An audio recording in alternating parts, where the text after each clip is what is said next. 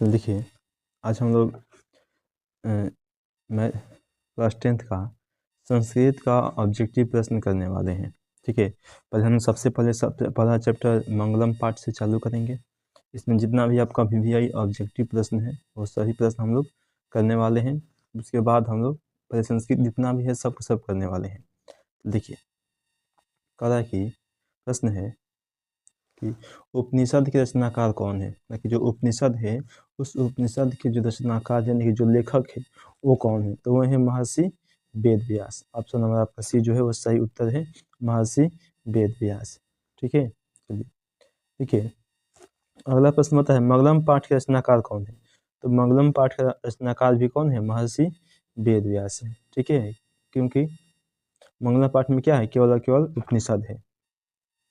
चलिए देखिए, अगला प्रश्न बनता है आपका कि मंगलम पाठ में कितने मंत्र संकलित है। देखिए, तो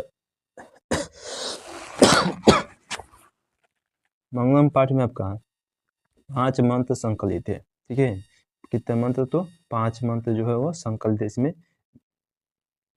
चलिए देखिए, अगला प्रश्न है 4 नंबर कि अणु से भी छोटा कौन है।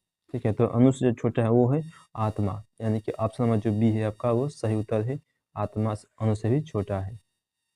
देखिए, पांचवा प्रश्न कह रहा है कि किसकी जय होती है, यानी किसकी जय होती है, तो होती है सत्य की जय होती है। ठीक है, यानी कि ऑप्शन नंबर ए जो है आपका सही उत्तर है, सत्य की हमेशा जय होती है। देखिए, बहती नदी कहाँ मिलती है, यानी कि बहती हुई नदियाँ जो है कहाँ मिल जाती है, तो वो मिलती है आपका समुद्र में। ऑप्शन नंबर सी आपका सही उत्तर है, समुद्र में मिलती है। देखिए, अगला प्रश्न 7 नंबर कह रहा है कि जंतु के हृदय रूपी गुफा में क्या स्थित है। कि जंतु के हृदय रूपी गुफा में जो है वो क्या है, तो तत्व स्थित है, यानी कि ऑप्शन नंबर ए जो आपका सही उत्तर है, तत्व। ठीक है, चल देखिए, अगला प्रश्न है 8 नंबर। 8 में पूछ रहा है कि ब्रह्मा को प्राप्त करने के विषय में बताया गया है किस उपनिषद में, तो मुंडोक उपनिषद में। ऑप्शन नंबर डी आपका जो है सही उत्तर है, मुंडोक उपनिषद में। देखिए, अगला प्रश्न है 9 नंबर, कहता है कि देवलोक का मार्ग किससे प्राप्त होता है। ठीक है, तो होता है सत्य से। किससे, सत्य से देवलोक का मार्ग प्राप्त होता है। ऑप्शन नंबर ए आपका सही उत्तर है। चलिए देखिए, अगला प्रश्न है आपका है कि सत्य से क्या प्राप्त होता है, तो देवलोक। ऑप्शन नंबर सी आपका सही उत्तर है। देखिए, अगला प्रश्न है कि मृत्यु को वश में कौन कर लेता है। ठीक है, तो विद्वान। ऑप्शन नंबर सी उत्तर है कि विद्वान जो है वो क्या करते हैं, मृत्यु को अपने बस में कर लेते हैं। देखिए, अगला प्रश्न बनता है 12 नंबर, कहता है कि किसकी जय नहीं होती है, तो असत्य की। किसकी, असत्य की जय नहीं होती है। ऑप्शन नंबर बी आपका सही उत्तर है। तो देखिए, अगला है 13वां प्रश्न कि उपनिषद में किस महिमा का वर्णन किया गया है। ठीक है, तो है परम पुरुष के बारे में उसका वर्णन किया गया है, यानी ऑप्शन नंबर डी आपका सही उत्तर है, परम पुरुष के बारे में। तो देखिए, अगला प्रश्न है 14 नंबर, कहते हैं कि उपनिषदों की संख्या कितनी है। तो उपनिषद की जो संख्या है वो है 105 ना है, 105 है, याद लिखा गया 105 है। ठीक है, यानी ऑप्शन नंबर सी आपका सही उत्तर है। देखिए, अगला प्रश्न बनता है कि आत्मा के गुण रहस्य किसमें व्याख्या की गई है। ठीक है, तो किया है कौंठोपनिषद में, यानी कि ऑप्शन जो ए है वो आपका सही उत्तर है। देखिए, अगला प्रश्न बनता है कि परमात्मा की महिमा का वर्णन किसमें किया गया है। ठीक है, तो किया गया है ईशावास्य उपनिषद में, यानी कि ऑप्शन नंबर बी आपका सही उत्तर है। अगला प्रश्न 17 नंबर का है कि ज्ञानी लोग और अज्ञानी लोग में अंतर किसमें बताया गया है। ठीक है, तो वो बताया गया है आपका श्वेतारस्य में, यानी कि ऑप्शन नंबर सी आपका वो सही उत्तर है। तो देखिए, अगला प्रश्न बनता है 18 नंबर, कहा है कि सत्य का मुंह किससे ढका हुआ है, तो ढका हुआ है हिरण्य पात्र से, यानी कि ऑप्शन नंबर डी आपका सही उत्तर है, हिरण्य पात्र से। चलिए देखिए, अगला प्रश्न है कि सत्य का खजाना कहाँ है। ठीक है, तो है देवलोक। क्या है कि देवलोक, यानी कि ऑप्शन नंबर सी आपका वो सही उत्तर है। चलिए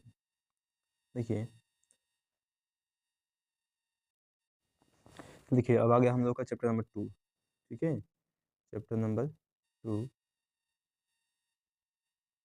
पाटलिपुत्र वैभवन। ठीक है, देखिए इसमें प्रश्न है कि एशिया महादेश का सबसे बड़ा सेतु कौन है। देखिए एशिया महादेश का सबसे बड़ा जो सेतु है वो कौन है, तो गांधी सेतु। ऑप्शन नंबर सी आपका उत्तर सही है, गांधी सेतु। तो देखिए अगला प्रश्न बनता है कि यूनान का राजदूत कौन था। तो यूनान का जो राजदूत था वो था मेगास्थनीज, यानी कि ऑप्शन नंबर ए आपका सही उत्तर है। तो देखिए अगला प्रश्न बनता है 3 नंबर, कि पाटलिपुत्र किस राज्य की राजधानी है। ठीक है, तो किसकी है, बिहार की। ऑप्शन नंबर ए आपका सही उत्तर है। तो देखिए महावीर मंदिर कहाँ स्थित है। ये महावीर मंदिर कहाँ स्थित है, तो पटना में। कहाँ है, पटना। चलिए देखिए अगला प्रश्न है कि नगर की पालिका देवी किस कौन है। कि नगर की जो पालिका देवी थी वो कौन है, तो पटन देवी। कौन है, पटन देवी, यानी कि ऑप्शन नंबर सी आपका सही उत्तर है। चल देखिए चलिए अगला प्रश्न 6 नंबर, कह रहा है कि कौमुदी महोत्सव कहाँ मनाया जाता था। ठीक है, तो यहाँ पर पाटलिपुत्र में। कहाँ पर, पाटलिपुत्र में। ऑप्शन नंबर सी आपका सही उत्तर है। ठीक है, कि किसके किसके शासनकाल में पाटलिपुत्र की शोभा तथा रक्षा व्यवस्था अति उत्कृष्ट थी। तो चंद्रगुप्त मौर्य के समय में। ऑप्शन नंबर बी आपका सही उत्तर है। देखिए अगला प्रश्न है कि पाटलिपुत्र का नामांतर क्या है। पाटलिपुत्र का नामांतर क्या है, तो कुसुमपुर। ठीक है, इसमें से देखिए न तो ये सब कोई नहीं था, कुसुमपुर भी क्या है, पटना का तो एक नाम है। चलिए ताकि अगला प्रश्न है कि कूटनिम्नताख्य के रचनाकार कौन है। ठीक है, तो वो है आपका दामोदर गुप्त। ऑप्शन नंबर बी आपका सही उत्तर है, दामोदर गुप्त। चलिए अगला प्रश्न देखिए, अगला प्रश्न है आपका कि चंद्रगुप्त किस वंश के संस्थापक था। तो चंद्रगुप्त जो था वो था मौर्य वंश का संस्थापक, यानी कि ऑप्शन नंबर ए सही है, मौर्य वंश। चलिए अगला देखिए 11वां प्रश्न है कि सिखों के 10वें गुरु कौन थे। तो गुरु गोविंद सिंह। कौन थे, गुरु Gobind Singh. Option number A आपका सही उत्तर है। देखिए अगला प्रश्न बनता है कि पाटलिपुत्र का बुद्ध काल में नाम क्या था। देखिए पाटलिपुत्र का जो बुद्ध के जो समय थे उस समय में पाटलिपुत्र का जो नाम है वो क्या था, तो वो था पाटलीग्राम। ऑप्शन नंबर सी आपका सही उत्तर है, पाटलीग्राम था पटना का नाम। चलिए अगला प्रश्न होता है 13 नंबर कि पटना के किस दिशा में गंगा नदी प्रवाहित होती है। ठीक है, तो किसमें, उत्तर दिशा में। पटना के उत्तर दिशा में गंगा नदी जो है वो बहती है। चलिए अगला प्रश्न बनता है कि पटना किस काल में पटना का नाम पाटिलग्राम था। तो किस समय था, तो बुद्ध के समय में। किसके समय में था, तो बुद्ध के समय में नाम था पाटिलग्राम। चलिए देखिए गोलघर कहाँ अवस्थित है। गोलघर कहाँ अवस्थित है, तो गोलघर कहाँ है, तो पटना में है। कहाँ है, पटना में गोलघर स्थित है। चलिए अगला प्रश्न है कि पाटलिपुत्र का इतिहास कितना पुराना है। पाटलिपुत्र का इतिहास कितना पुराना है, तो कितना है, 2500 वर्ष। कितना वर्ष, 2500 वर्ष। ऑप्शन नंबर ए आपका सही उत्तर है। तो लिखिए अगला प्रश्न है कि किस काल में पटना का नाम प्रसिद्ध हुआ। किस काल में पटना का नाम प्रसिद्ध हुआ, तो मध्यकाल में। किस काल में, मध्यकाल में। ऑप्शन नंबर बी आपका सही उत्तर है। लिखिए अगला प्रश्न कि गांधी सेतु पुल कहाँ अवस्थित है। तो कहाँ है, तो ये पाटलिपुत्र में। कहाँ है, पाटलिपुत्र में। ऑप्शन नंबर डी आपका सही उत्तर है। देखिए अगला प्रश्न बनता है कि पटना शब्द की किस शब्द से उत्पत्ति हुई है। पटना शब्द की जो उत्पत्ति है वह किस शब्द से उत्पत्ति हुई है, इसकी, पटना की। लिखिए तो हुई है पतनाथ।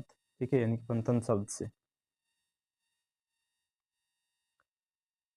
देखिए अगला प्रश्न है कि पाटलिपुत्र में किस महापुरुष का जन्म स्थलीय है। ठीक है, तो वो है आपका Guru Gobind Singh. Option number C सही उत्तर है, गुरु गोविंद सिंह। चलिए